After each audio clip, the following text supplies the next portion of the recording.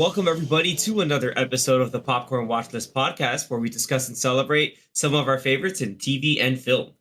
I am your host, Xavier, and today, this mission, should you choose to accept it, is going to be our rundown of some of our favorite set pieces and memorable moments of the Mission Impossible franchise. In celebration of Dead Reckoning the Final Reckoning, which it used to be, part 2, coming out very soon, we're going to take a quick look back at all of the various missions that Ethan Hunt and the IMF team have done to save the world in very fun action, adventure, and spy drama fashion. So, my fellow team that has been assembled for my IMF mission today is going to be my fellow Popcorn Watchlist panelists. We have Anthony, Danny, and Zach. Hello. What's going on? Hello, Ethan. Yeah, not that one. We're starting right on that one. Hello, Ethan. It's like that could be the head of IMF from like part 1, like his like constant really like annoyed voice, or it's Solomon Lane. Either or. His voice is it's difficult to do, but it's very distinct. Very creepy. Yeah, very definitely creepy. Lane. Yeah, definitely Solomon Lane.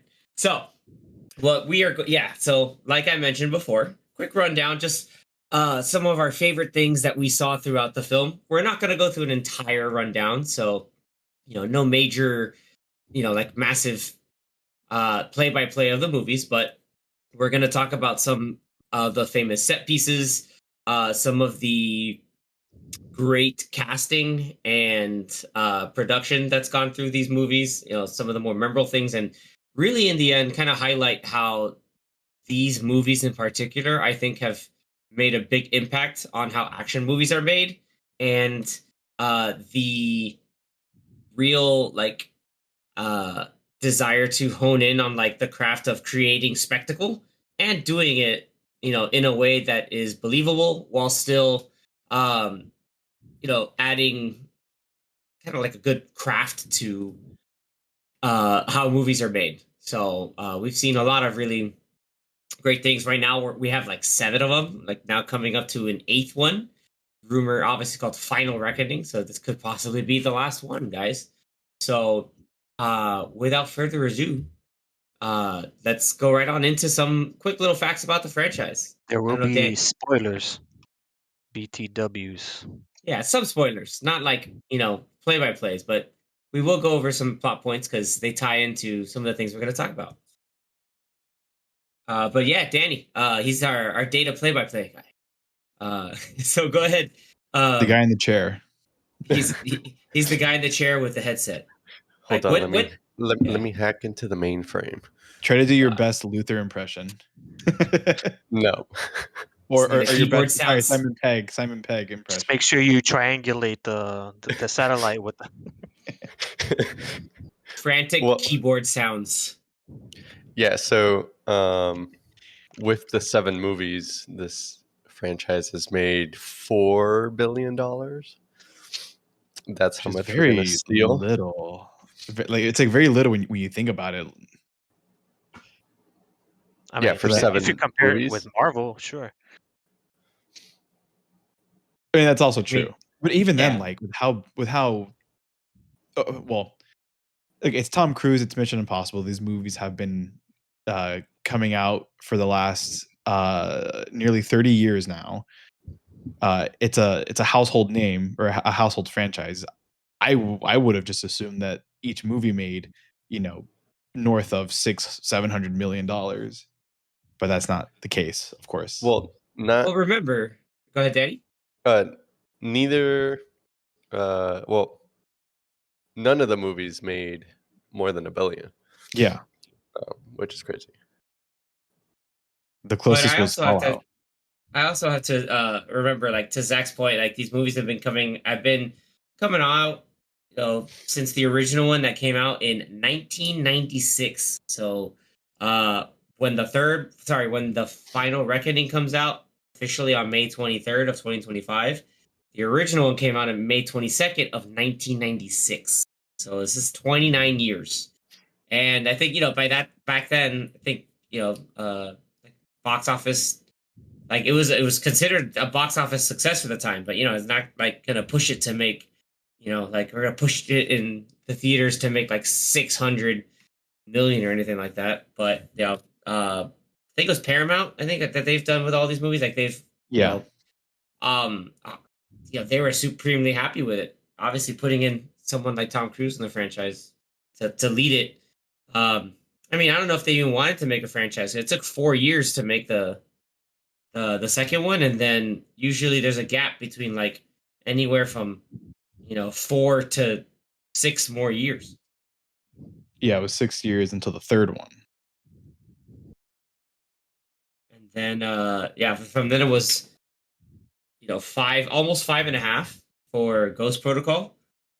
And then from there, they're like, dang, these movies are awesome. Thank goodness for IMAX cameras. And then they tried to crank more out. 4 more years, 3.5 more years. You got Rogue Nation, and then another 3 years, Fallout, another, then 5 years for Dead Reckoning. But a lot of that had to do with COVID. And then now here we are 2 years later. It's probably the quickest turnaround time between these two, but technically because they kind of shot them back to back, if I'm not mistaken. Yeah, they did. They did a lot of it back to back. All right. I remember also for like us. during COVID, they were doing these. Yeah, it was definitely a challenge. I remember there was some interesting takes around where there was some audio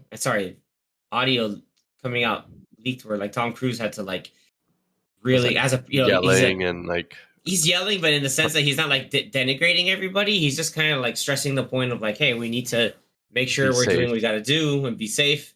Because not only is he an actor, but ever since I think part two, he's a producer.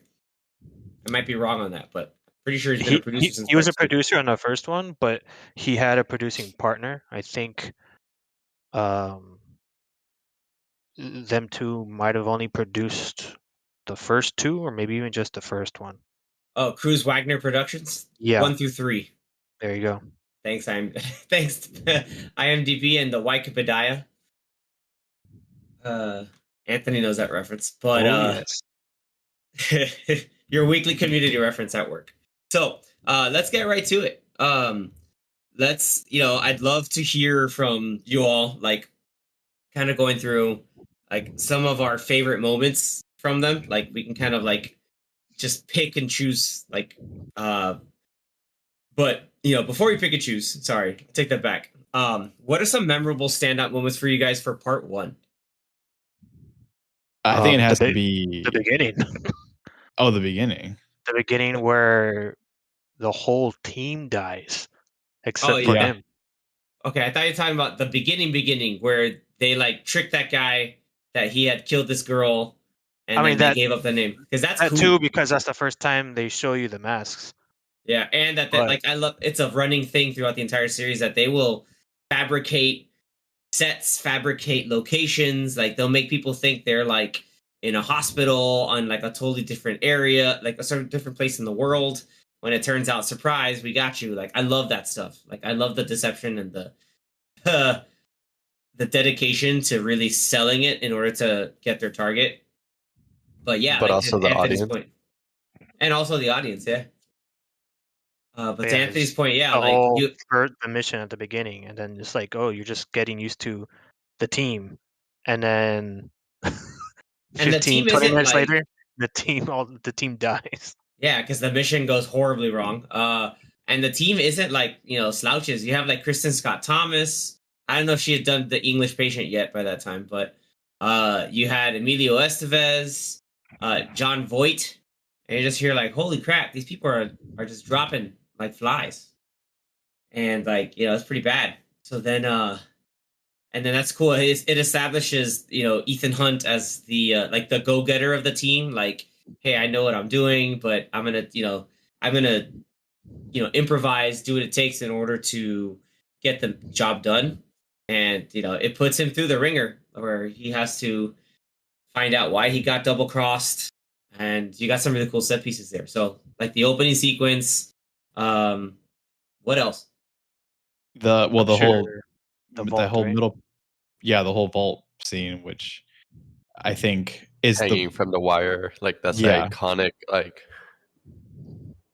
you know, Oh yeah, no. sequence. What's wild is that that's out of all the steps when he's explaining all that to Luther, and Luther's like, dude, there's no way. Like, this is insane. You can't just break into the CIA. He's like, there's all these things, and then he just looks at him. And he goes, "Don't worry, Luther. It gets much worse." Like the way he just gets to selling all of it is just, it's too good. You also have, when they bring him in as like sort of his like that freelance team of burnt agents and disavowed agents. You have Luther played by Ving Rhames and Krieger. I J- think his name's Jean by Reno. Jean Reno, very famous French actor from The Professional, and And other if you and ever saw the 1998 Godzilla, oh, Yes, he's in that. he's also with in he's also Matthew in Broderick. Ronin, so I can at least talk about a better movie than Godzilla USA. Ugh. But anyway, he makes this smart ass comment. He's like, "Hey, I could fly a helicopter right into Fort Knox, just park it in the middle of the lobby, go down and steal some gold, and that'd be easier than breaking into the CIA." Yeah, that whole part's awesome. But anybody else find it kind of hilarious that like when they talk about, oh yeah, there's lasers to get into the vent, that like they just dealt with the lasers so easily. Yeah, they made it like a it's a big deal. It's like, well, just use like a mirror, or they did Yeah, use some kind of mirror or reflector. and yeah, a big reflector to just capture the laser within something. It's like, oh okay, that's easy. And then it's just, hey, like the whole bit that was always scary is the no sound part. Like that was also cool. He had the monitor on his wrist, and yeah, their whole like plan to break in was always really cool. Like the whole like kind of like trapeze thing. What else? I I like the part where he catches his own bead of sweat. Oh yeah, Yep. and The sweat, the knife falling like right before the guy comes in. Yeah, that knife is very important. I loved how like it tied into the plot twist in the movie.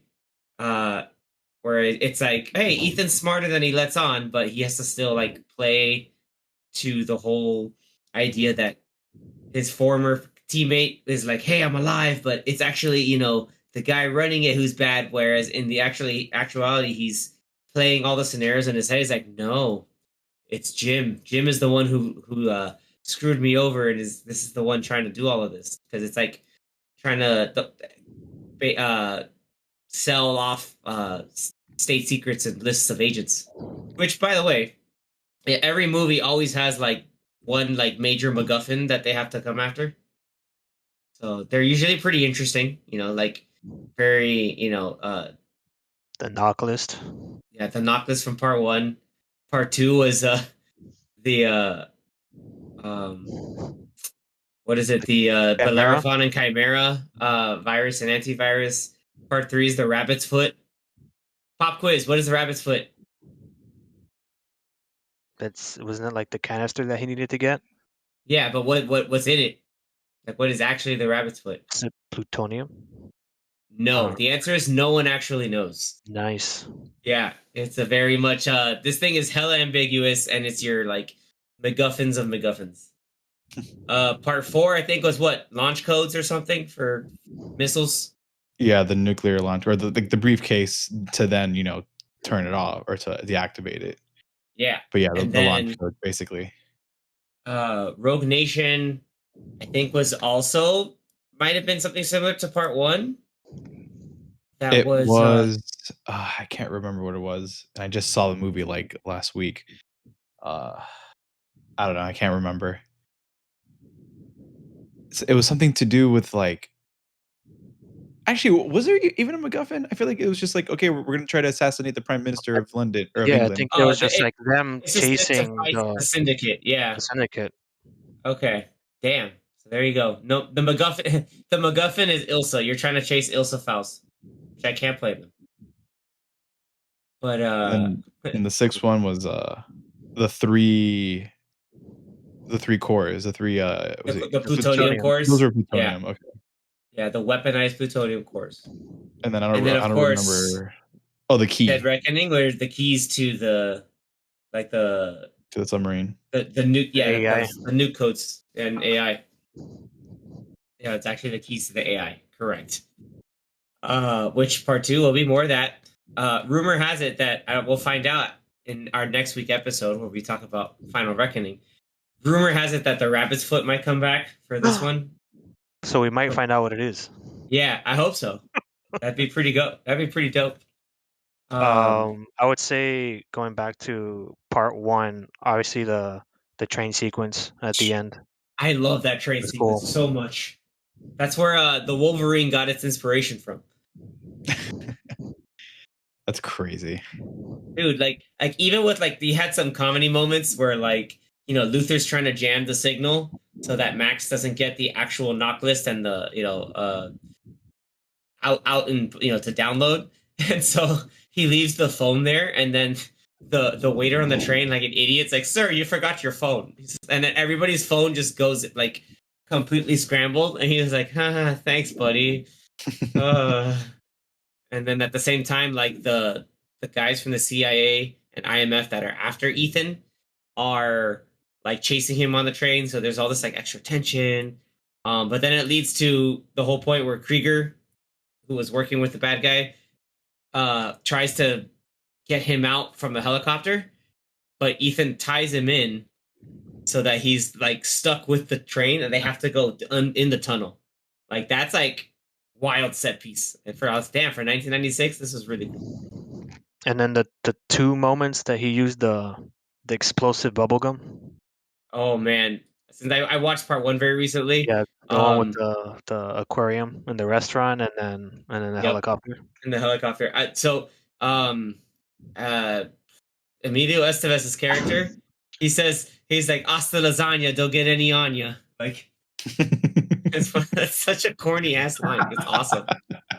I remember seeing some animated gifs of that scene where he puts the gum on the helicopter, but instead of the gum, somebody put a Charizard Pokemon, like a Pokemon trading card game Charizard card, and then the helicopter explodes. Explodes. So stupid. So the wild part about that scene, because that's is that like there are two times where the helicopter blades almost cut Ethan. Like that one part where he's trying to cut him, but then the back of the tail blade hits the ceiling of the tunnel. And then secondly, after the helicopter blows up and like the shavings of the helicopter blades get so close to his neck. And then like that to me is like some of the most memorable things ever in like action movies. Like he's always like where Ethan just is just like cannot get a break in that movie. He gets like a break or two, but like at that last sequence is just like one thing to the next. It was insane. Yeah, there are definitely a lot of those iconic moments that I feel like I would think are much more memorable than when we get the sequel a few years later, which I don't remember much of, to be honest. Wait, you don't remember cool motorcycle riding? Come on, man! Like that might be like the only thing, because that was the first thing that I was just thinking of now. Like what do I remember? And I remember just the motorcycle chase scene towards the what end. else? Aside from that, I don't remember much except for all the weird like slow-mo shots because of the director's directing John style. Woo, baby. John Woo, man. What A lot about of, Slow mo shots and lots of doves. doves, dude? That's They were John totally Woo, man. doves. What about Anthony? What help me remember? What about after the opening sequence with the plane, which freaked me out because I was like, man, these Opening guys are sequence cold blooded. of him doing the rock climbing. Yeah, that stuff's really cool. Like I had to look it up, and I think he like was harnessed, but he did a lot of that himself. Like the 15-foot jump. Obviously, he had a harness to protect himself, but he did that himself. Like he went and did the jump. That's pretty legit. Isn't that the one with the knife and the eye?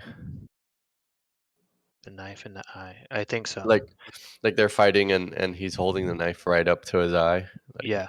Yes, it is. oh yeah. What else? The break-in into the the pharmaceutical lab because because the whole thing is like, oh, he only has the antivirus. We need to steal the virus, and there's always that's what I like about this movie too. There's always like a heist. There's always a we gotta like break in somewhere, steal something, get something, and they always do it. It's like a an action version of Ocean's 11, but Yeah, with that less. that Yeah, part was cool. yeah, it was pretty legit. And then that was like the whole turning point where um I forget her name, but it was Sandy Newton's character, or she basically like as like a checkmate of just like, okay, I'm gonna force everybody's move. She takes the Chimera virus and just like, I have the virus now, save me in 20 hours. I always thought that was pretty damn cool, like or pretty ballsy. Um, what did I also see? And also like the villain, he likes using Ethan Hunt's face a lot, which is always like a He'd be little jealous. disconcerting. Yeah, he'd be jealous, man. He'd be jealous of everything. But he's also not stupid. Like I think I remember like the horse race sequence when they're trying to like steal stuff from him, and like he purposely realizes that, oh wait, like she's going into my right jacket pocket when initially she stole something from my left pocket. He makes it a point to just like tell his henchmen to like, yo, check my right pocket. I'm talking a lot, but that was pretty cool. Doug Ray Scott, you know, guy yelling at you with a Scottish accent. Almost played Well, Wolverine. speaking of like the masks, I feel like this movie had maybe more mask like disguises Oh yeah, I agree. than like maybe like most of the movies in the franchise. Yeah, Uh, because with yeah, you're right. because with like the villain, him putting on an Ethan Hunt mask, and um then at one point Ethan Hunt taking one of the guy's goons, putting a mask of himself on him, I think is what it was. And Yeah, then he he mind was gamed it because he because was he knows duct that he taped. loves his trick.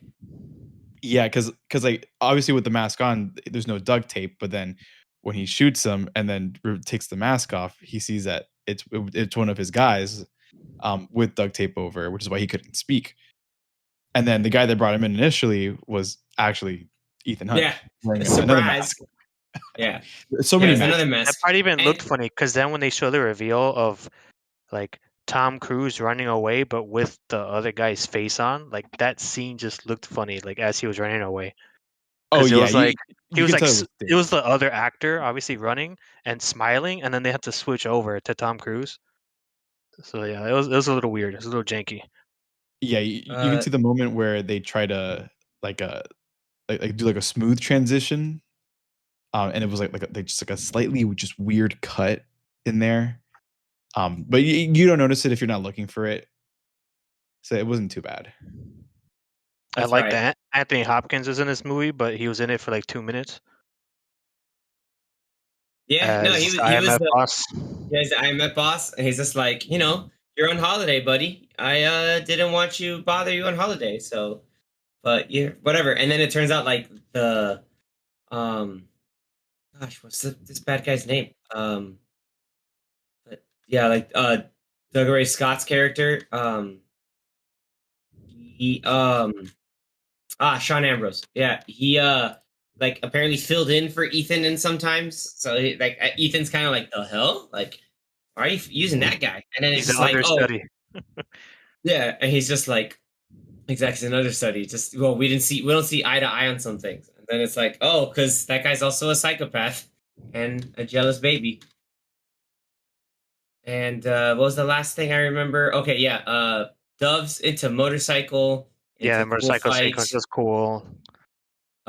This guy, the pharmaceutical guy, when he got kidnapped by Ethan, they put him in like a fake hospital, and like, surprise, you're yeah, they put him in like a weird dream sequence with like the hallucinations and made him see the doctor who died, who was Anthony knows his name.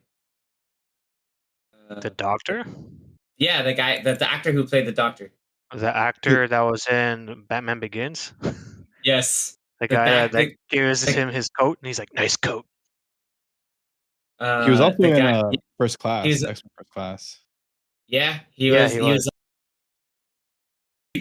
He's also in The Saint, He was in Taken. Part 3. He was Marco from Tropoya's dad. Okay. Yeah, Yeah, cool. I don't know how to pronounce his name, but yeah, I know him from Rajesh movies. Zerbeja. Yeah, like Sure, I would have I had never to said cheat. I had to cheat and look it up. But yeah, like he has. I love him in stuff. It's just like, damn, this dude's freaking cool. Uh, yeah, that was really freaking cool. But anyway, yeah, that part was cool. But let me see. Yeah, like the plot Yeah, was like cool because it's kind the of like, last like oh, 30 minutes like ramps up and it's just like a non-stop sequence because then it goes into the motorcycle sequence and then it goes into the beach sequence and yeah, it's like over 20 minutes I think of an action scene. yeah, it's just a whole wild, like just balls to the wall. 2000 late 1999 2000s action. Limp Bizkit. Hilarious. Bro. Dude, it's awesome. I don't even care. I don't care. Yeah, And it like was also the it's first not a time. terrible movie. It's just like when you compare it to the other ones, it's It's like such it's a just different style. It's so yeah, different it's stylistically. right. It's way different than the other ones, and it's just I just prefer the other ones better. Yeah. Hey, but hey, uh, Ronald Moore co-wrote the script. Nice. Yeah, and He's Brandon Braga. he's a good one. And Brandon Braga did a lot of like Star Trek stuff. So he's pretty cool. So Oh, yeah. did you guys know that Danny Elfman did the music for the first one? Yes, Yes. I did not know that. Yeah, it's pretty I, cool. You know who did the I second one? No. Hans Zimmer. Nice. that's Yeah. right. Yes. Yeah. So cool action sequences. I can't remember because I think the next movie, part 3, is where I distinctly starting to remember a lot of running. But the only running I remember in part 1 was Ethan trying to run to save this girl who blew up in the car, Mhm. and then running away from the aquarium. That's the Yeah. only running I remember. Yeah, Part But I two feel was like the Yeah. part. 3 was the like where it really started because of This that is true. like 3 is Yeah, end the they beginning sequence of they had where a running. really long tracking shot when they were in I think they were in China at the end of the movie. Yeah, Were they in yeah, China? yeah, it I was thought that towards was the end. Thailand. Was it China or Thailand? it was China. It was China because that was where he had to get the rabbit's foot in Hong Kong, right? Yeah, but I thought that heist was in the beginning. No, I don't no, that was remember. No, I'm talking about at the end of the movie where like he's trying to find Owen his wife. Davian and his wife, and then like they track her, and then he's just like running down this long like market, and it's just like a 30-second tracking shot of him Yeah, running. it's in Shanghai. Yes, I don't know why I thought it was in Thailand, but yeah, it's in Shanghai. I remember now. Yeah, that part's pretty cool. Yeah, and it's like I think, yeah, like the whole sequence in the beginning with it, Carrie Russell. That part was Yeah, pretty wild. yeah. The third one has a lot of cool Yeah, sequences. yeah, like that was pretty cool. Like, It and then definitely started. I think when you were mentioning earlier, like the large gap between the movies, because I think they weren't sure if they wanted to continue them, and I think the third one kind of brought it back because I don't think the second one got as big of a reception that they wanted, and then once the third one came back, or once the third one came out, then I think it kind of rejuvenated the franchise, and that's why they're like, all right, let's continue these. yeah, I think they I mean, wanted yeah, the And then styles. and then yeah, it just blew up from there. Yeah, it just yeah, blew because up, which is weird because, or not weird, but just peculiar because part 3 didn't make as much money as part 2. But I Right. think part 2 had a crap ton of marketing costs, like a crap ton. Like MTV era, 99, 2000s. Like long hair Tom Cruise was like was like something else, like tour de force doing all this. Yeah, then part three, J.J. Abrams does his first movie that he directed, and Yep. then you got Michael Giacchino doing the music, which Yeah, is you always already cool. know. yeah, that's what I Oh, was going to mention. I was going to say that with with J.J. Abrams at the helm of directing, that's where the tone of the franchise kind of changed to what we know it today. Yeah. I remember the initial heist. Was it in the Vatican or Italy, or like out? Because It the was We in Vatican. went Italy. to the Vatican. Okay, it was in the Vatican. I Mhm. do remember like getting at the whole point where like they just capture Owen, and then that's where he just like again we have to highlight Philip Seymour Hoffman like just being a stone cold badass in this movie, understanding the assignment as the kids like to say these days. Like he knew what the heck was going on. He was awesome. Like very menacing, but also sophisticated. Like he was able to really switch between the two. Something about arms dealers, man. Like you had Max from part one. That lady was hella cool, but also like had an undertone of menace. Uh, Owen Davian, really freaky. Just like with the pure threats that he could deliver on. Because at first, like, oh, this guy's a chump, and never no, the guy, had a plan. After he got captured and they're on the bridge, that whole sequence is awesome. I'll let Anthony kind of run into that because that sequence is the bomb.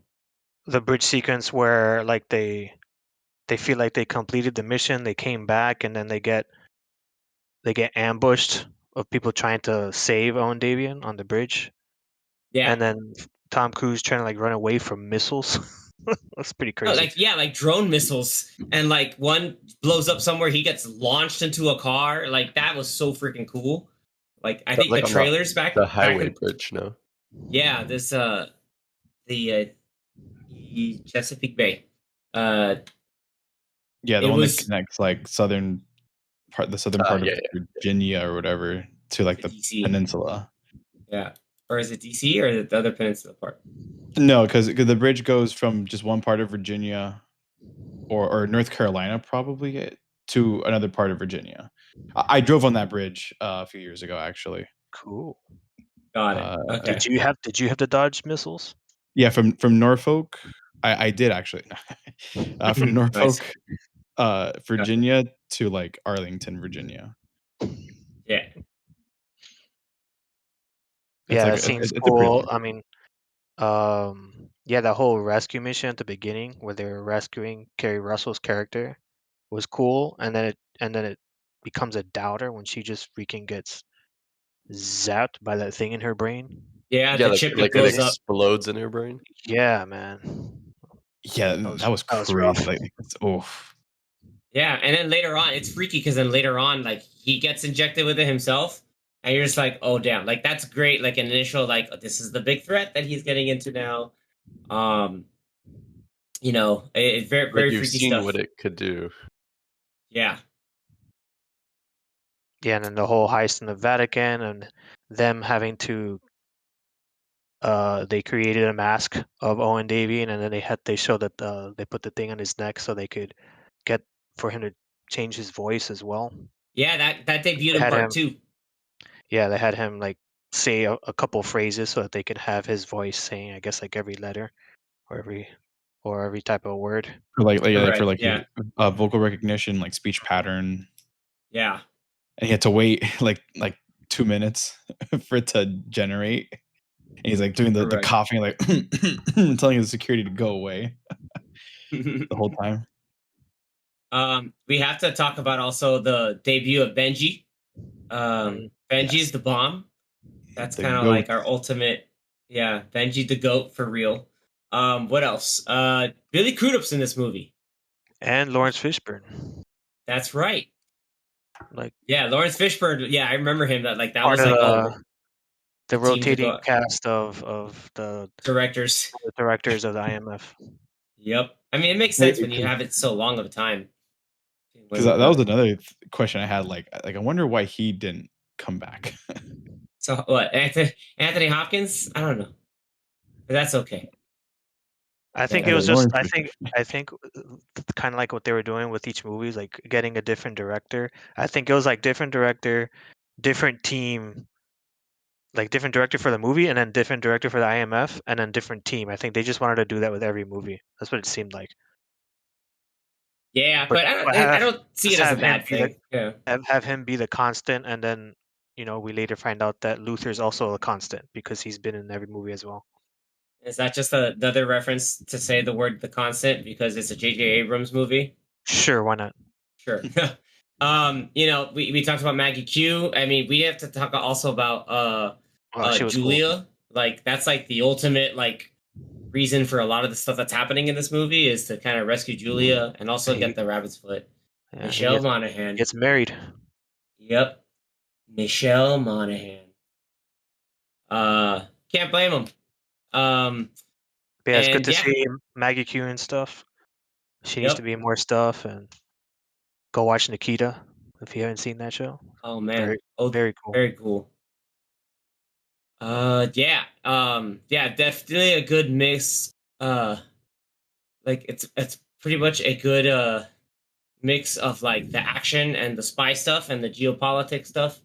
It's given the era that it came out in, which was like 2006. So there's a lot of stuff around Middle East and this whole rabbit's foot try to do stuff Oh, that involving that. sequence of Yeah, him getting the rabbit's foot, that whole sequence was pretty crazy too. yeah, because that's the whole thing. It's like a lot of the movies. It's like, oh, what does the villain want? Okay, cool. I'm gonna steal it. That's like I made a what guys? What other franchise does the main character have to go and steal the thing that the villain is after? Before and like use that as bait. Indiana Jones. Um, kinda. You're close. Think a little more modern. I don't know. It's Fast and Furious. no. It has to deal with iconic American things Um, for it. does it have Nicolas Cage in it? Maybe it might. There's a good chance it does. I was Spider gonna Noir. say, I blanked on the movie for 2 seconds. I was like, oh my god, why can't I think of Like, the freaking bro, movie? it's yeah. Is- Come on, like it's the Isn't he same a thing. national treasure? Yeah, he's such a national treasure. This is the whole thing of just like like I gotta what do I have to do to bait like the villains into doing stuff? Part one, I gotta steal the Declaration of Independence. Part two, I gotta steal the president. It's, yeah, it's awesome. It's again like heist stuff. It's really a lot of fun. But yeah, three, like you said, I think really caught the vibe of what the series wanted to be again. Because part one had that like intrigue, betrayal, and a lot of the spycraft that was from the original like 60s series. Part two leaned a lot on the action, and then part three is like okay, like It's a pretty good action, but mix. good mix. Which leads us to is sort of like the new era of Mission Impossible movies. You know, this is where like the movies start getting really like next level. Like this number 4, Ghost Protocol. This one was, I think, my favorite for a while. It probably would still be my favorite because it was the first Mission Impossible I actually watched. And then years later I would go on to watch the 3 that came before. But this one I saw in theaters when it came out. I really enjoyed it. I think it has like some of the more memorable sequences, like with the Burj Khalifa, being outside the building and climbing up the windows. Like that whole That sequence whole is sequence pretty is cool. amazing. Yeah. The opening. Yeah, like the opening thing to with the Kremlin mission and like a bomb basically destroying the Kremlin and then like it's insane. Like that was one of the most like wild things of seeing. Like holy crap! Like this is out of hand. But it also And I think had another cool part with that whole like giant silver screen type thing to uh for uh Or like for the like Ethan projector, perception. and the Yeah. projector screen. like to cloak themselves so that they can get into a specific room that's in that corridor in that hallway. Which Yeah, they that definitely sequence is had a kind of lot of funny. cool gadgets in this one.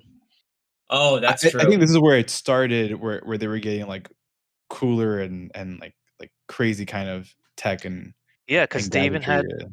They had that tech that they used when they were breaking him out of the prison that just like dissolved the ground so that he could like it made a hole so that he could like go down the hole. Oh Whatever yeah, that was. yeah, that's right. I forget about that opening sequence with the prison, which is pretty funny.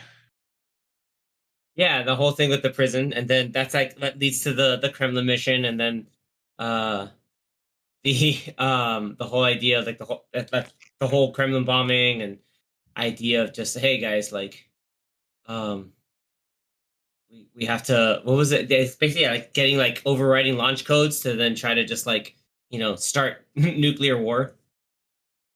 But yeah, the set pieces were nuts. The sandstorm, the Burj Khalifa. I Pretty much the remember. whole Dubai section, which I think is like a good like 30 minutes of the movie, maybe. That whole section is out of hand. Yeah, really, really well done. And of course, Tom Cruise doing his own stunt, being outside of the building. Yeah, Yeah, this that was that was the I don't beginning of, he's just like, hey, I want to do some stuff. And his uh, insurance company is like, no, Oh, was it Well, I'm gonna like, do it anyway. and get a new insurance company. was that where that all started? With the whole Yes. insurance company thing? Okay. Yes, it was Ghost Protocol. It's like, how That's dare you? insane. There's no way we can insure you climbing up the world's tallest building. That's just, And it's then next level, man. It's so and then good. the other company was like, sure, why not? It's like, I guess the ones who didn't want to do it, we could do it, and then we'll get more money out of it. Yeah. Um, and just that's like the others, there was a different director for this one, which was Brad Bird, the director of what? The Incredibles. Hell yeah. And Ratatouille. So good. Okay, I Iron guess Giant, not. right? That's a Iron well Giant. of exception. Did he do Ratatouille? No, he No, didn't. Yeah, Brad Bird. Yes, he He did. did do Ratatouille. he did. Yeah, He also did Iron Giant, right? He did Iron yeah, Giant. Yes. Right, right, right. but So 100% was this okay. his first live action movie? Yes. Nice, good for him. And then it was Tomorrowland. And they brought back Michael Giacchino for the music in this one as well. Oh yeah. Did, Yeah, because did it was a Bad Robot production at the time. So yeah, you knew they were gonna bring him in.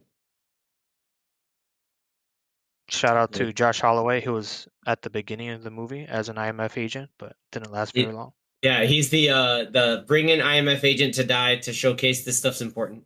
He was killed by Leia Seydoux. Forgot that she's in this movie.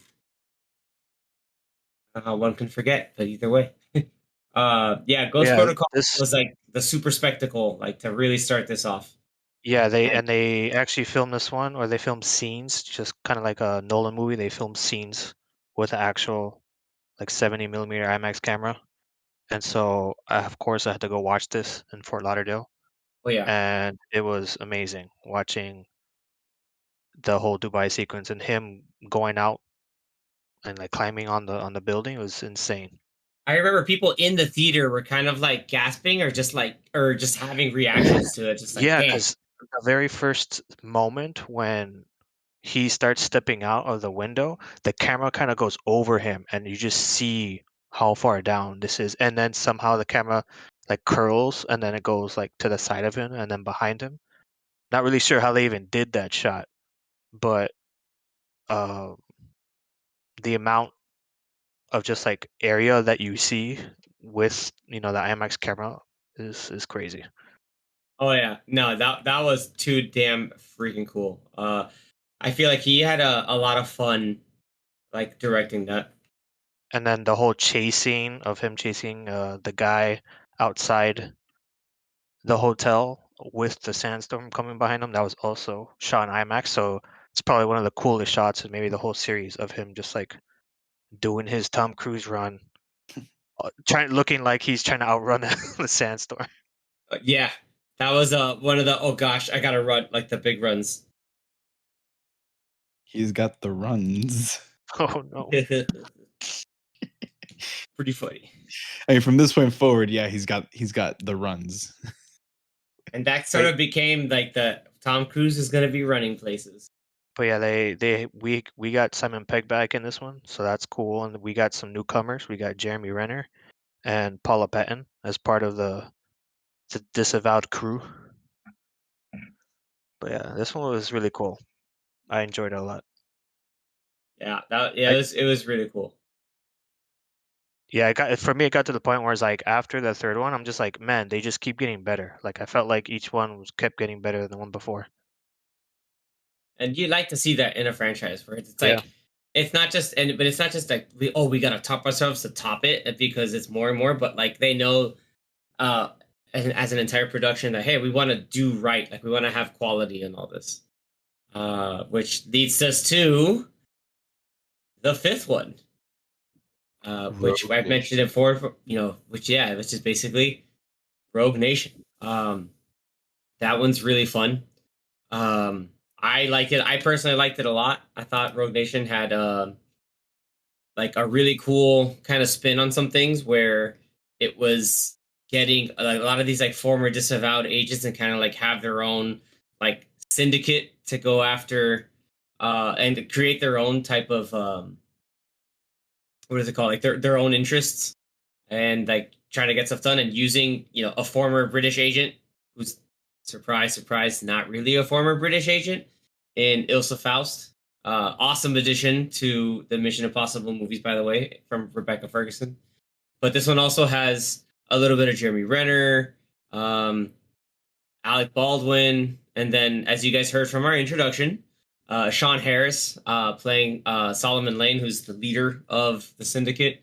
Freaky villain, great introduction in the record store, by the way. Like that was really messed up, where he's stuck in the like phone booth and just like ends up killing this poor girl. That was rough. And it was Funny like enough. Oh no, go ahead. Sorry. no, I was saying he does it on like a mix of the whole running. Hey, this mission, should you choose to accept it? Like he recorded it just as like as a taunt to Ethan. Pretty messed up and pretty menacing.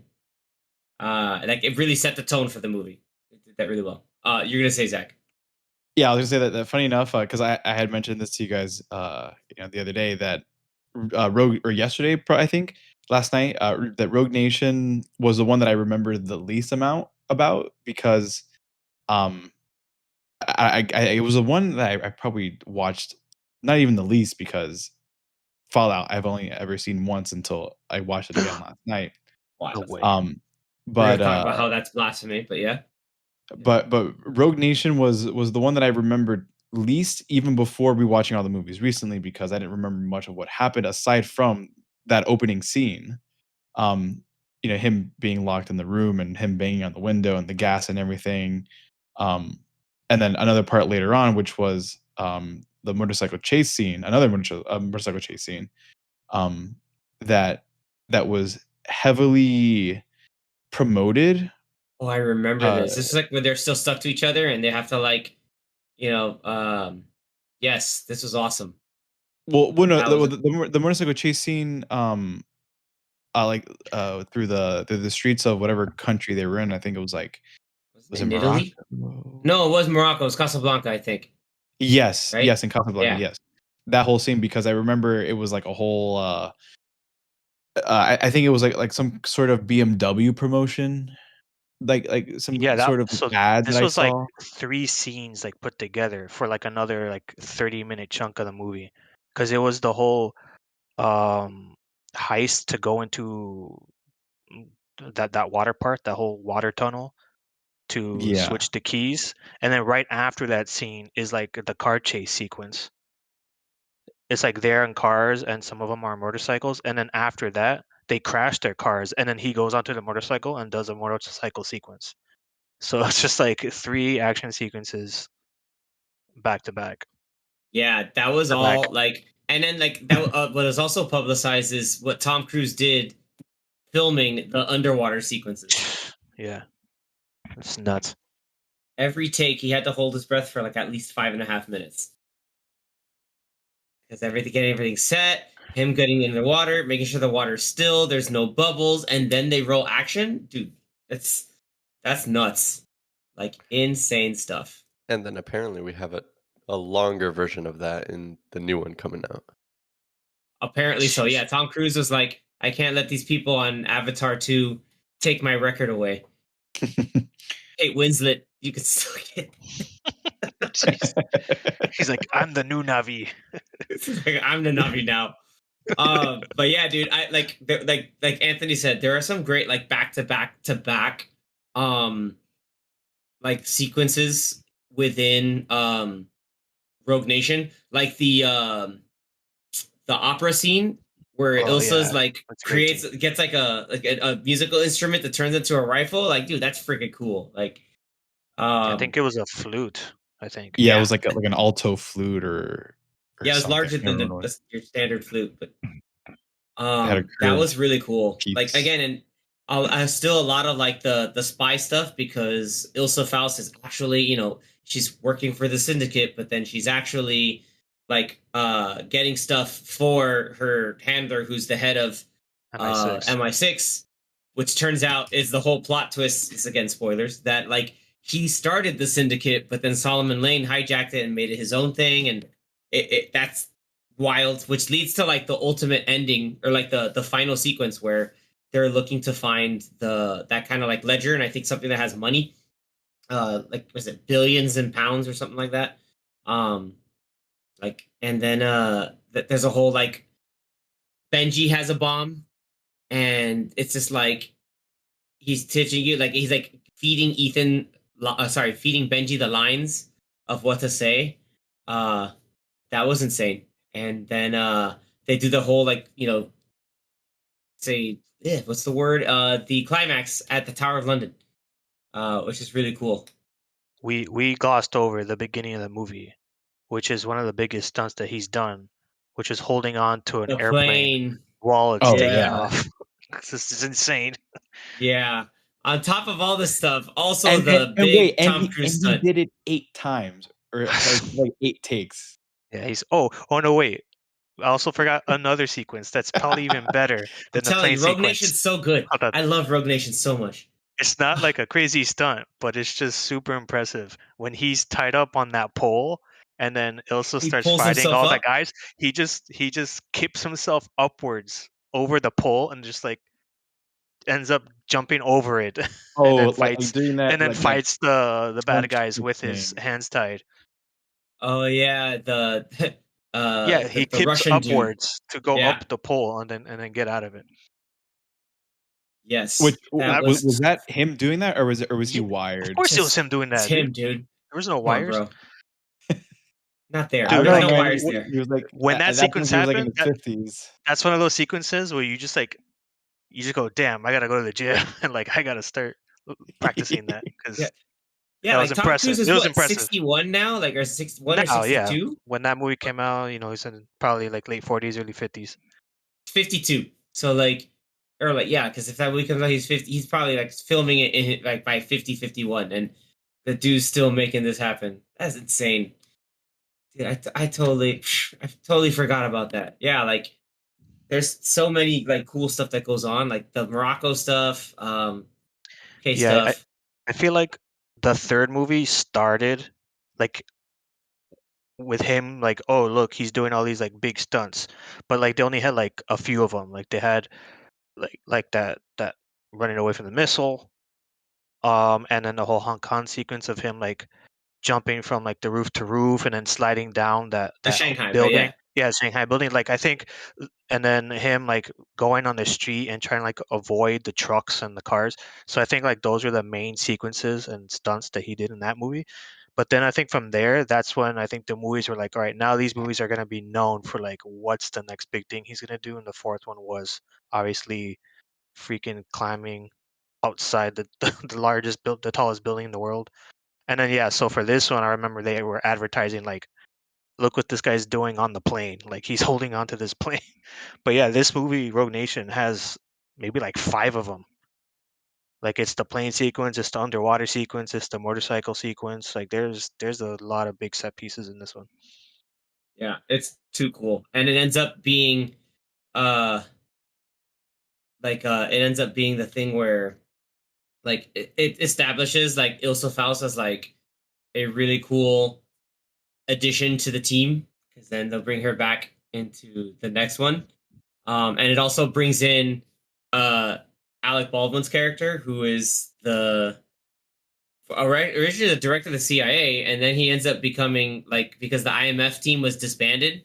He's like, no, now I'm in charge of the IMF, like specific impossible mission force group, which is pretty cool. Alec Baldwin and was this one? No, maybe it was Fallout. I'm trying to remember. Talk about Tom Hollander as the prime minister. Well, I know that was this movie. That was Yeah, that's Rogue definitely Nation. Rogue Nation. But Angela Bassett, was she in Rogue Nation Fallout. or was she in Fallout? Fallout. Oh, That's okay. Fallout, which Yeah, I is don't a know why I perfect thought. segue. Yeah. Well, Rogue Nation, like we were saying before, Rogue Nation is actually the first one directed by Christopher McQuarrie, and since then, all the rest of them have been directed by him. So I guess Tom Cruise was like, I really like this guy, and they just like hit it off, and they've been doing the past four? They did the last four movies. Correct. And Yeah, I think it's like he allowed and supported Tom Cruise in doing some of these wild stuff. To kind of go and support the fact that, yeah, dude, we can make this happen. It's pretty cool. And actually, the first movie he did with him directing was Jack Reacher. Oh, that's right, the first one, right? The first Reacher. Yeah, in Jack 2012. Reacher, sorry. I think he actually like wrote some movies that Tom Cruise was in also previously. I just don't remember which ones. I know he also helped out he wrote on Top Gun Maverick. Top Gun, yeah. Edge of Tomorrow. There you go. Oh, that movie's awesome. That movie's awesome too.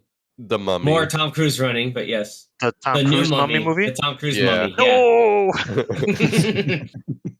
Hey, okay. Well, I'll give you a better one. They can't all be bangers. No, yeah, but then here's another one. They brought him in to tighten up Rogue One. Nice. There's that. And then the other Tom Cruise movie, Valkyrie, directed by Bryan Singer. That's a good one. Bryan Singer. Whew. Mm-hmm. I haven't seen too much of his stuff in a while. Moving on. Okay.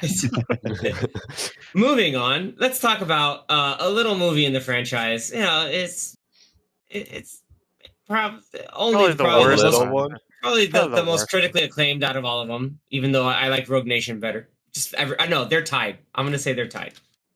To me, Rogue Nation is tied with Fallout. Okay, enough joking around. Fallout was a tour de force for so many reasons. It made the most. What a movie! What a movie! Danny, like you said, it made the most amount of money. Not by a lot, but it made the most.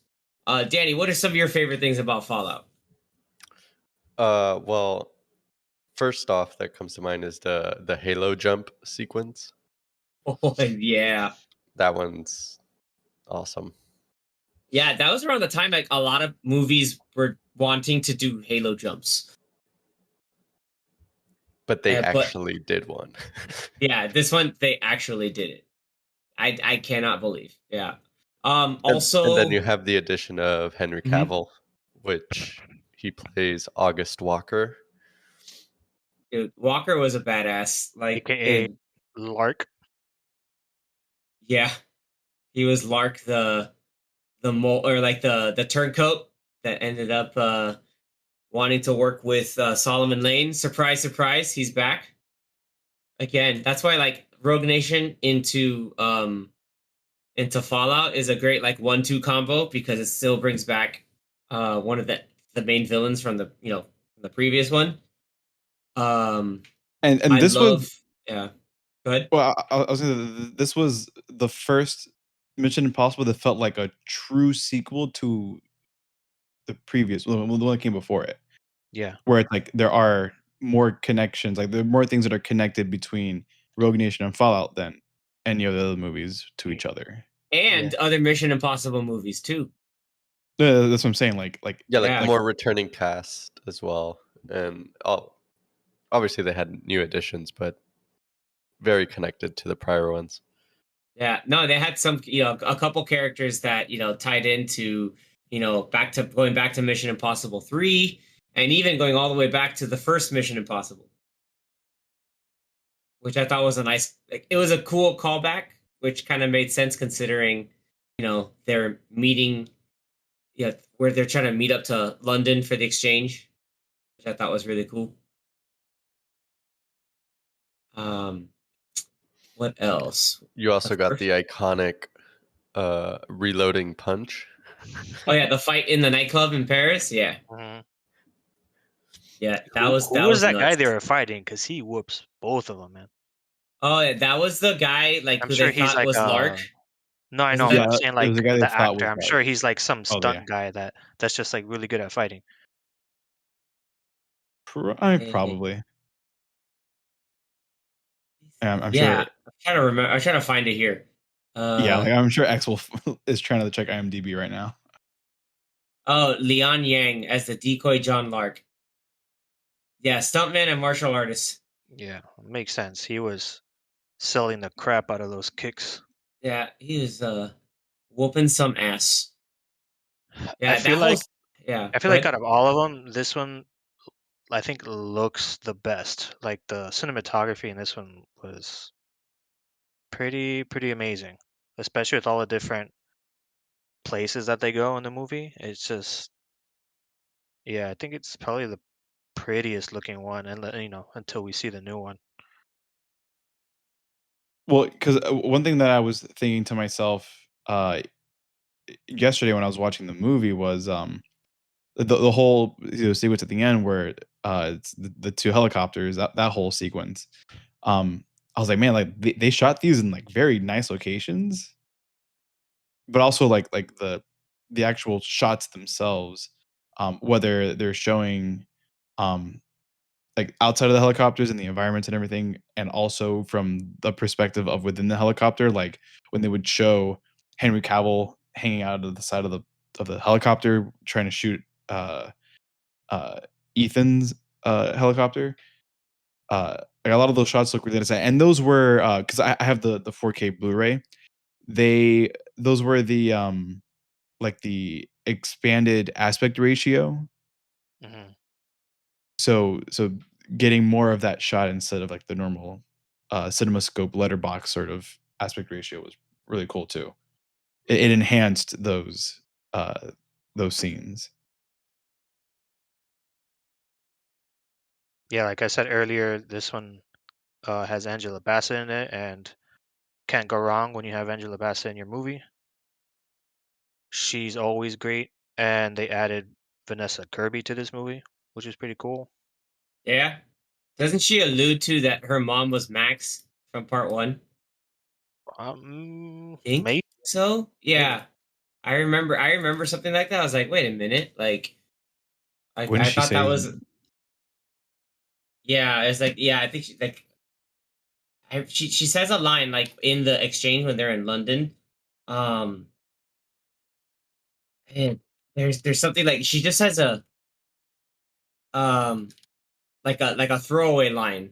Um, yes, so like she said it somewhere where because like her code name's like the White Widow, and then she mentions that like, oh yeah, like something she has like a throwaway line about her mom, and so it ends up being it's like the woman's name was Max Mitsopoulos, because I remember it's like, oh, Max stands for Maxine or whatever, and she's like, oh, wouldn't you like to know? Like it's like a continuing kind of like cheeky banter for everything that like the type of like back and forth that happened in the original one. Now Ethan's kind of doing it with her daughter. I thought that was really cool. But yes, that's totally the thing. But I like I think it was the opening sequence or one of the early sequences where they were doing like one of those deals, mob deals, and they were trying to get one of those, plutonium balls.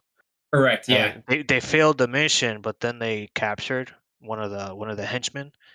And then they correct. did a cool kind of like harking back to the earlier movies where they did a whole like set making it look like they were in a hospital, and then they even faked the news that this guy was watching on his fake hospital TV. And then they made it look like, oh, like he won, and they're kind of just saying like, if you give us this information, we'll, or the guy had some demands. He's like, I'll give you this information if you like have the news spread like the information I want the world to know. And they faked everything. They got what they wanted from the guy, and then they just like break down all the doors and all the walls. They're like, oh yeah, it's a fake set. Yeah, And so you suck. Yeah, I love that stuff. Simon Pegg was Wolf Blitzer. He had a Wolf Blitzer mask on. It was pretty cool. Yeah. Yeah, all that was so good. And that was only the second time, right, that they ever did that, like a scene like that. I think so, like a whole set that they just like fabricated. Yeah, Yeah, 'cause because I thought there was part one, a they did it second part one. 1. They did it in part 2. Wait, I what guess was they in did it part in one? Fallout. Yeah, part 1, the very beginning of the movie. Let me see. What? Rogue Nation, they led Solomon Lane into like a bulletproof casing, To the and that's glass. what Yeah, but that was at the end of the glass. movie. That was the end of the Yeah, movie, and they all it they all wasn't hit a him with a set. gotcha, which is But great. it wasn't like one of those sets like what they did with No. like the Yeah, hospital Fallout or had it something. for sure. Yeah. But Yeah, what was the it was a first cool movie? sequence. Yeah, the very first sequence of the first movie was them doing that, and that's when he first shows, him pulling off the mask. Exactly. Okay, Yeah. yes. So it was that one, and then the next one was in the second movie with the virus, and they had the doctor Yes. guy. Okay, Mhm. okay, yes. So there were 3. I'm like, I knew there were Yeah. 3. What was So it was really the cool first too, one that yeah. was missing. I remember. So what was really cool too is in Fallout. One of the things that they did very practically was like the helicopter to helicopter chase with the cargo Crazy. nets, Crazy. which leads to like the crazy fight between Ethan and Walker. That was nuts. It's just like a helicopter is just stuck by a cargo hook, so he's just like, all right.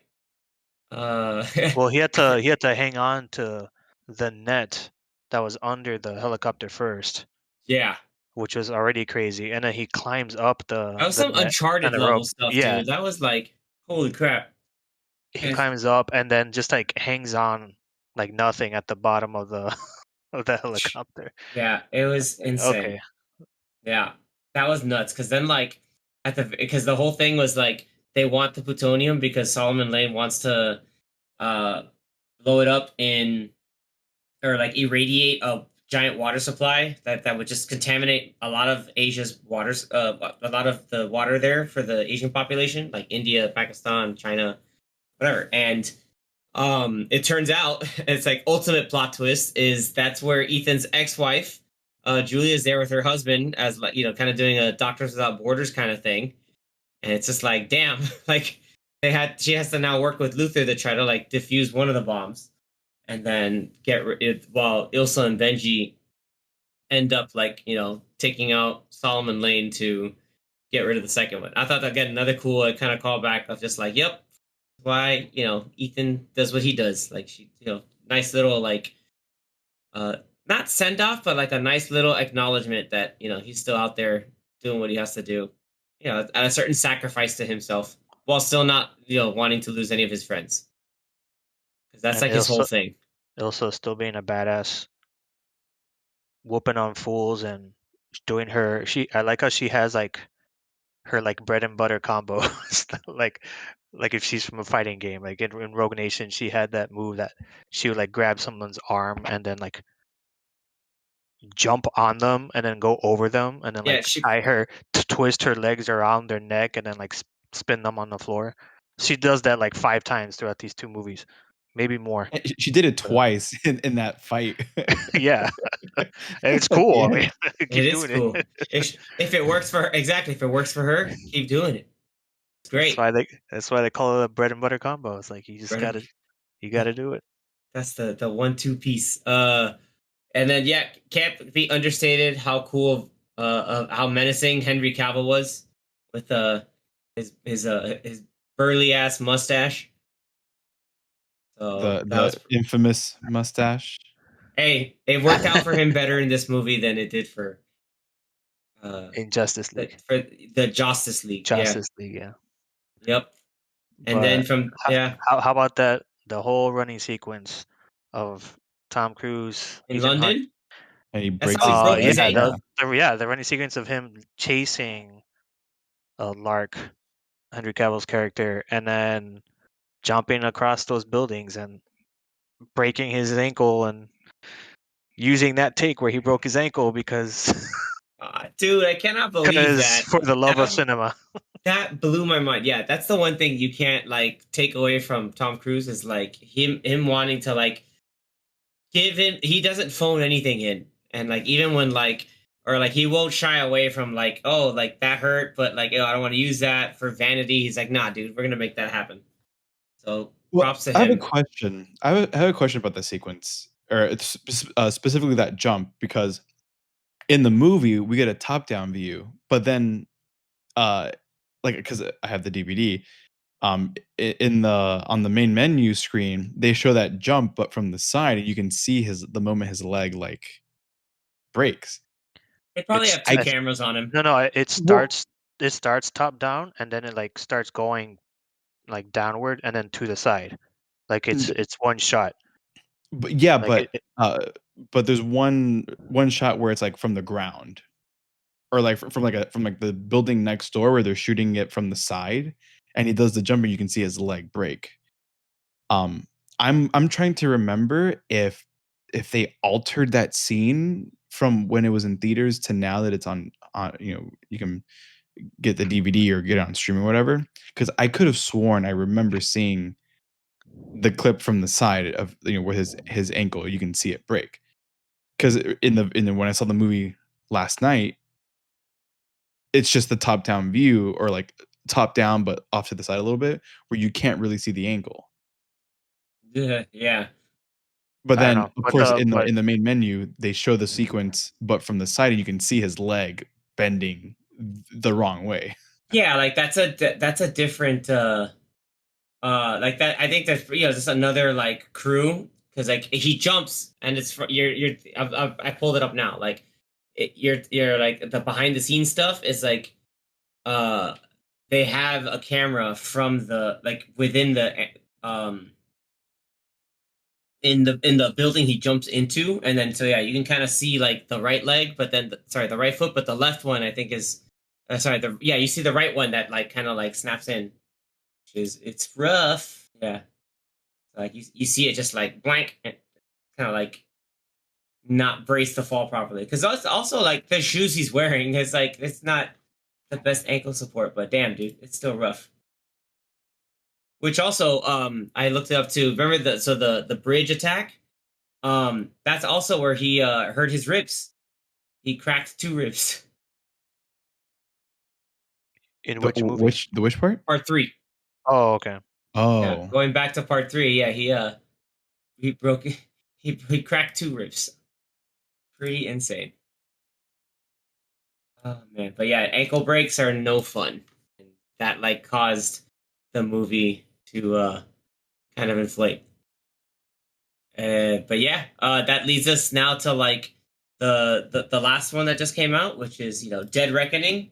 I actually kind of really dig the name of because of like how it ties into the submarine with the AI inside, and like when you have like your heading or like where it's at, it's your Dead Reckoning. It's pretty cool. I don't know, it's a cool play on words. But Except they named it Part 1 and then yeah, into a Part 2. and then they made Final Reckoning, which is not part two, but it is, but it isn't. Don't worry Yeah, I about it. think they just realized like, yeah, maybe we shouldn't have said part 1. Yeah, exactly. Like, sorry. They probably thought that the movie didn't make as much money because it was called part 1. So they're like, okay, let's change the title of the next one. That's true. Yeah. They did Edge of Tomorrow with it and tried to make it Live Die Repeat. Wasn't it the other way around where they wanted them? They tried it as Live Die Repeat, and they go, wait a minute, just Edge of Tomorrow, or did they just drop the Live Die Repeat? It was originally Edge of Tomorrow, and then I think after a while when it came out on Blu-ray, the covers clearly showed the words "Live Die Repeat" way bigger than Edge of Tomorrow. Edge of Tomorrow was like in tiny letters at the bottom, so it's like they're trying to make it seem like this movie's called "Live Die Repeat." And then I think over the years they kind of reverted it back to it's just Edge of Tomorrow. And then I think "Live Die Repeat" is kind of like The a second tagline. header, yeah, or a It's kind of tagline, yeah. that's yeah. Like I suspect that's like a Mandela effect thing, but Mhm. you know, like you gotta kind of see it in there. But yeah, guys, Dead Reckoning, like the big stunt sequences, you have, the motorcycle jump. That was always pretty wild. Like they did what 3 takes on that? No, no, What no, was it? no. They did it a bunch of times. I think they said it was like 6, maybe 9 jumps or something that he took. 9 motorcycles Yeah, done. that they just destroyed. Wreck. Literal wreck. And Which then tied in. Go ahead. I was just say like the amount of times that, um, up until the point of the movie coming out, the amount of times that they would show that clip, um, before, like not as a trailer, but like during the trailer parts before the Yeah, movie, they showed the it a amount of lot. times that they would show that, especially when we went to go see, um, because I went to go see Oppenheimer 3 times in Fort Lauderdale, Hmm. and every time they Good showed for you. that 2-3 minute thing, of them doing the stunt. Um, so that they showed it every time since, of course, the movie was shot in IMAX, or some parts were shot in IMAX. This was sort of like a promotion for the movie in IMAX, and showing that sequence every time you went to go see, whatever movie was playing at an IMAX theater at the time. Yeah, it was kind of shows just like here we go. See this scene specifically in IMAX. So Yeah, Yeah, it was um, like a they should 3 minute. they showed it a little bit too much that by the time you saw it in the actual movie, you're like, oh, I saw it like already. here it comes. Yep, there it is. But then, like, I think what made up for it was the whole train sequence at the end. Yeah, yeah. Yeah, that was like, oh, okay. Like, he's parachuting onto a moving train, and then he fights um Dell from from Ozark. Um, forgot this character's name. Gosh, what was it? Yeah, Gabriel. Yeah, so like that whole like thing where Gabriel's being guided by the AI, and then Ethan Hunt's basically trying to outsmart, just AI trying to just like assert itself and take over the planet, and then The whole time I which was is watching this movie, I felt like I was watching Person of Interest. right, exactly. For all you people who don't know, that's basically what the villain was doing, listening to a rogue AI, just like some characters do in Person of Interest. Um, the whole sequence with Grace in the airport was really freaking cool. I thought that was pretty badass. But yeah, there's one part I absolutely did not like. It's known for sure. I It's agree. the worst part in the entire series. I'll say that. You know what? Did we not see a body? No, we saw a body, right? Yeah, she did. I Yeah, think. but it was kind of like But to me, it looked like a shoulder hit. So in Uh, some movies that's death, in others it's not. yeah, what I think sucks she is like did. you get a It was fake upper out. chest. It was a knife in the upper chest. So I think it was a done deal. Yeah, Unless they like took her to like the hospital right after, and then somehow she got better later, and we just never saw it. Which I hope is the case, and she just pops out of nowhere in the last movie. But I'm not expecting it. exactly. Which is terrible because If it happens, then the last movie will be the best. But that'd be yeah, cool. it would be the best. But it's like the whole thing. Like this movie had the sequence in the desert where That Ilsa's was out here cool. like sniping everybody like badasses. Ethan doing some cool stuff. Then he does the mask and everybody gets knocked out. which is great because then you see Oh, when he hijacks like the meeting yeah, and he's at the telling beginning him of the no that movie. hey, this entity needs to be destroyed, not controlled. Yeah. Mm. And then freaking Kittredge come back. And I like when that guy gets, his comeuppance every time. He's just like, yeah, and I think who was it that I think like somebody like put a bounty on Ilsa. I think it was Kittredge because Kittredge is a douche. And then that was a whole thing. Like that whole like cat and mouse thing but also there's a bomb in the airport. Like that was pretty out of hand. Um and then the whole idea is like find the keys so that they have to now like if they get the right keys then they're able to do what they have to do. And which is pretty wild because then like the entity is basically saying who's gonna like um you're gonna get the key but one of your people are gonna die, and that's the whole thing. Like Ethan's like trying to like get his way and not lose anybody, but then with Ilsa dying it's kind of like damn, this AI I think is right. So it's pretty nuts. And And then like the whole yeah. that sequence had that cool like really tight quarters fight with him and Pom Oh, Clemente's Palm character. Clemente.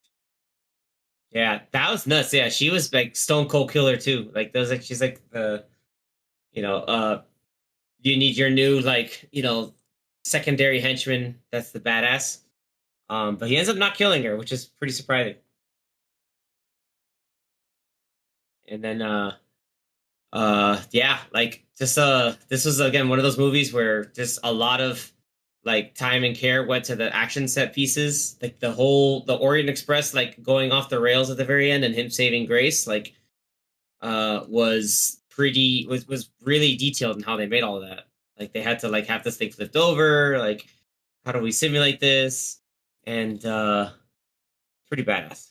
Um what Well, else? I Yeah. can't quite remember. I mean, I'm gonna watch the movie again tomorrow, but um, the whole train part at the end, was it derailed because was it an explosion or was it just derailed? I can't remember. An explosion.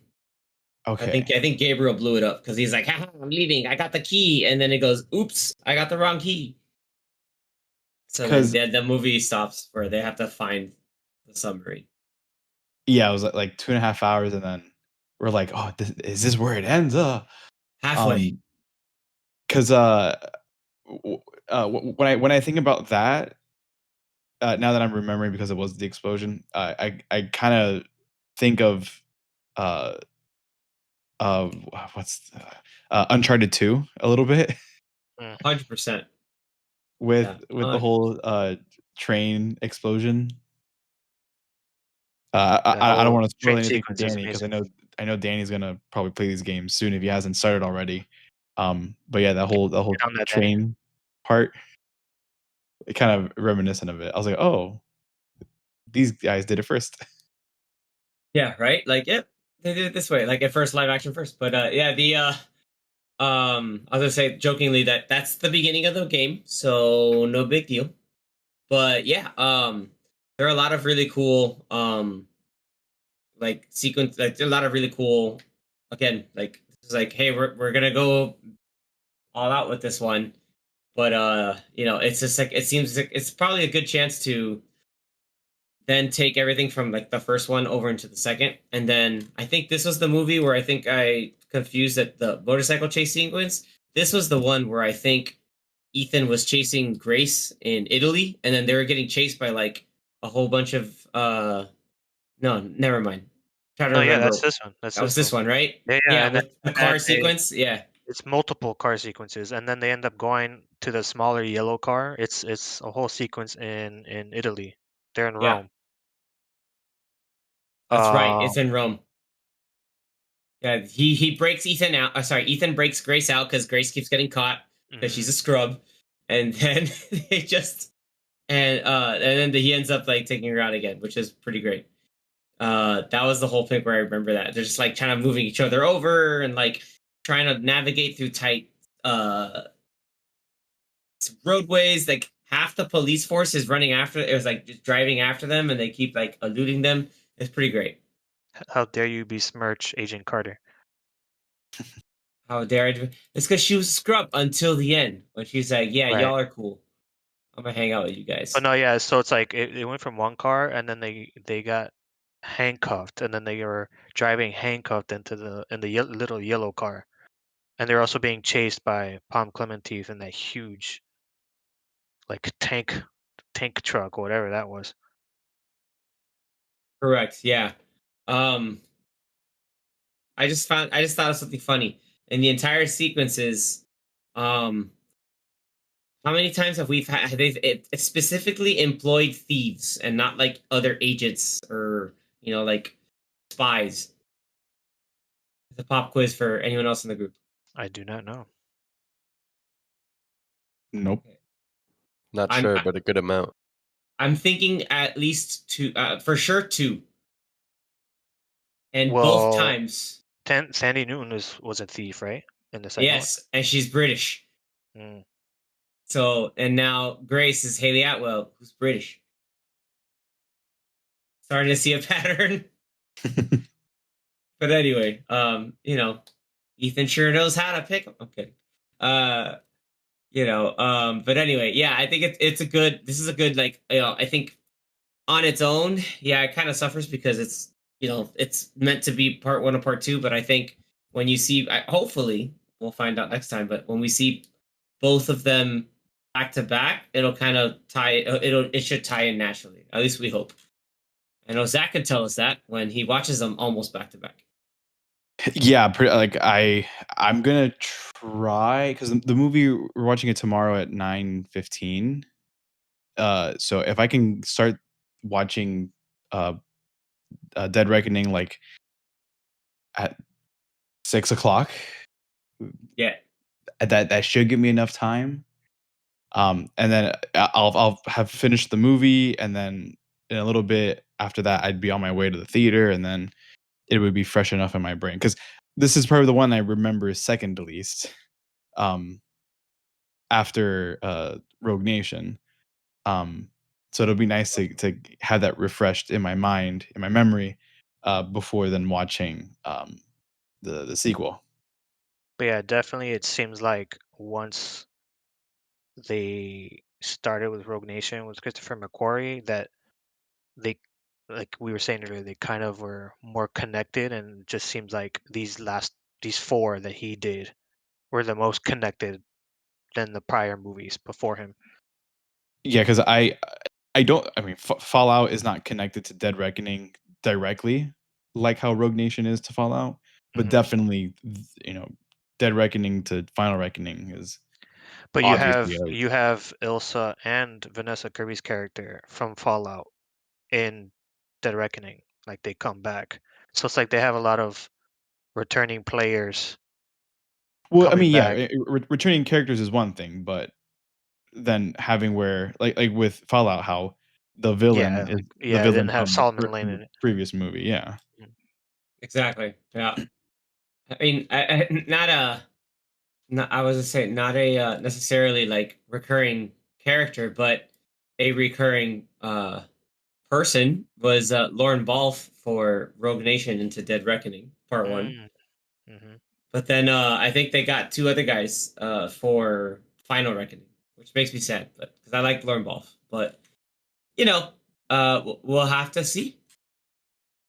We'll have to see what happens. So he kind of did like two duologies, not trilogies, but Yeah, it's like Rogue Nation is like part one, Fallout was part two, and then this is Dead Reckoning one and Dead Reckoning two.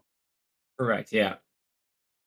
And judging from the trailers, it also seems like this one brings back a lot of stuff from previous movies.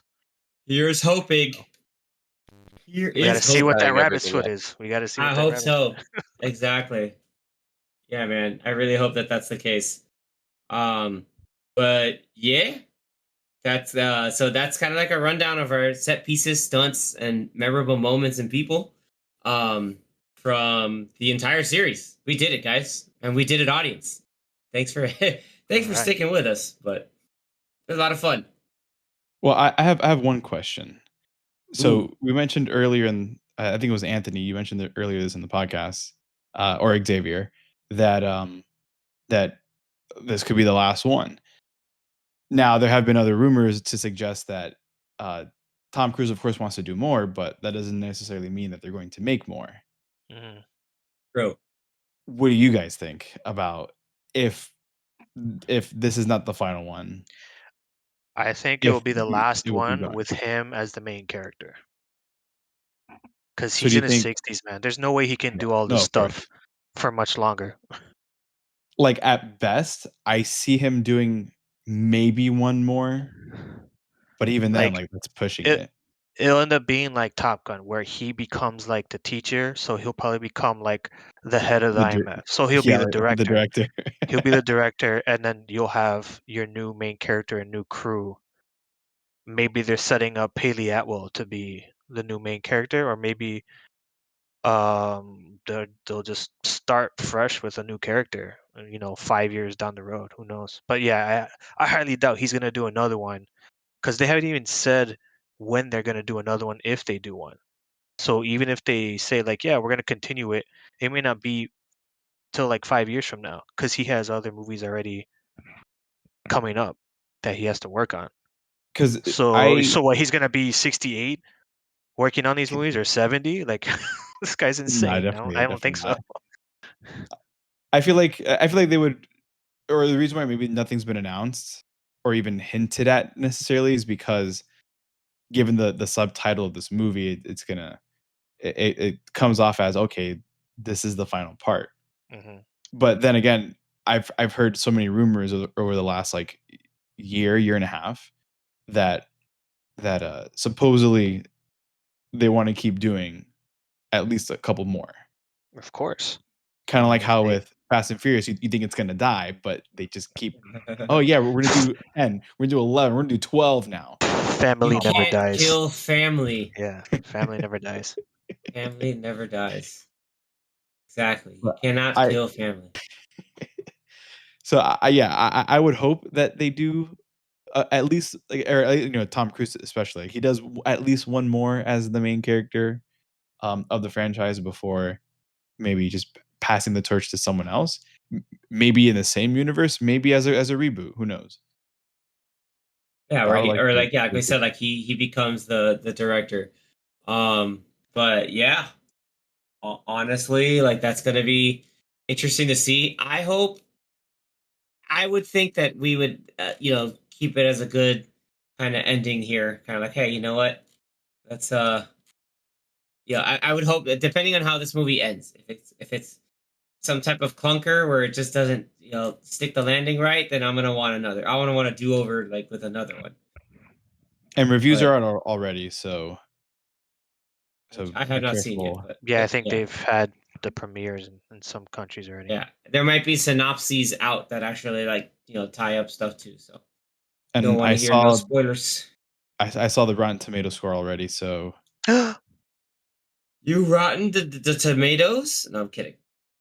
I think it was an Instagram post that I saw earlier today. I was like, damn, I spoiled myself. Yeah, you did. Don't do that. No, I'm kidding. It's cool. I'm actually All kind of right. curious to see if it is better or not than the score I saw. So we'll see. We shall see, indeed. With that, any final reckonings that you'd like to make about the rest of the franchise? No, I mean if it Just can't wait to continues, see it. yeah, I mean if it continues, like in my opinion, the ramp up from like 3 and just like these movies just keep getting better and better as action movies. Like they just keep upping the ante. Then yeah, I can't wait for this one. Who knows? I mean, they like we were talking about with the motorcycle sequence off the mountain and the Reckoning Part 1. They haven't really done that as much with this last part. I know they've been Just the showing, biplane. yeah, they've been showing pieces of like the plane sequence, but we have like we were saying, they haven't shown 5 minutes of like the behind the scenes of how they did it before a bunch of movies. So I think they learned their lesson. Like, let's not show them the whole thing. Yeah. And that way, when we watch it, it's still gonna be like amazing. Agreed. Yeah. And I want to make one more comment, more of a prediction, really. Given that right now the highest grossing in the franchise is Fallout, Yes. I would like to think that this one is going to be the highest grossing. Really? Just because it's the final. Just Okay. because of the hypes surrounding it. I feel like I feel like this could finally get well, not finally, but this can become the highest grossing movie. I would even be bold to say that it might hit $1 billion, but I could be wrong. But Whoa. I'm sticking with it'll still gross more than Fallout, at least 800 million. It's But gonna be a Thing is, busy it has to. weekend because Lilo and you also Stitch. have Lilo and Stitch, so those are two Yeah, big. that's the thing that's gonna suck. I don't know why they didn't move because Lilo and Stitch looks like it's gonna make a ton of money with the kids. that's also true. I think But you also have I think that's an easy $1 billion movie. Easy. all the kids watching that one, and then all the parents and adults watching Mission Mm-hmm. Impossible. Yeah. I mean, it could be like the next Barbenheimer, but there hasn't been like the internet push to make it Barbenheimer. So, yeah, I mean, just go watch both. Yep. Yeah. If and it's if you have the privilege to watch both, go and watch both. Brought to you by A-List. I'm kidding. It is it is Memorial Day weekend, so not everybody, but a lot of people will have Monday off. So, you could watch both of them. Yeah. Who knows? Very good point, Anthony. And Well, except me, I work on Monday. right. Boo. Well, I work on Monday too, but just saying is that like I'll watch a Lilo and lot of Stitch people for you will have guys. it. There you go. Excellent. All right. So with that, we've spent a lot of time running down the series, some of our best favorite moments. If you want to go ahead and relive those moments, you can be like Zach and own almost all of them on physical media, which is probably the Hell best way yeah. to go. Hell Or yeah. if you are currently subscribed to Paramount Plus, all the movies are indeed on Paramount Plus. They have And a whole section. most of them are on Amazon Prime Video as well. Not With the all of them, but exception, most of them. I think like the last two or something, right? Rogue Nation and Fallout are not on Amazon, but all the others are. Just kind of weird. So Random. 1 through 4 and Dead Reckoning Part 1 Interesting. are on Okay. Amazon. All right. But still get Got it. physical because it better quality. Yes. Better You're absolutely ingredients. right. DVD Yeah. or 4K Blu-ray is better than streaming. Correct. Also, they have steelbooks, so if you're a collector, get the steelbooks. All 7 of them have a steelbook. Find them on Amazon. They're there. They're like 25, 30 bucks, whatever they are each. So not bad. Oh, really? Okay, that's actually pretty cool. And they come with digital codes, so you can redeem them on, I think, what's the website? Like Movies to Go or whatever the hell it's called, or no, Movies everywhere. Movies Everywhere. Yes. Yeah. You can redeem it there and then add it to like your iTunes library and stuff if you connect your account. So you'll have them there. That's what I did. So they're on my iTunes I forever. might wait. I might wait for this one to come out and get the whole shebang. Yeah. I wonder Especially if they'll there's a do chance that, it's the last one, then yeah, you can kind of do them all. and a steelbook collection. In a steelbook collection. Agreed. Very cool. You know they're just gonna like wait till next year and be like the 30th anniversary complete 8 film collection. Oh, 100%. Yeah, $200. you're absolutely right. Probably. Yeah, you know that's going to happen. Steelbook $300. Half a steelbook, $400. All right, everybody. Thank you so much again for tuning in. If there's some other moments that you liked, other characters that are some of your favorites throughout the entire franchise, or if you want to talk a little bit about the original 60s show and kind of liking the callbacks, obviously the bringing in the original theme too. But we'd love to keep the conversation going on all of our social media platforms, and your podcast platform of choice. But once again, thank you for tuning in, and until the next mission, see you next time. Later. Later. This podcast will self-destruct in 5 seconds.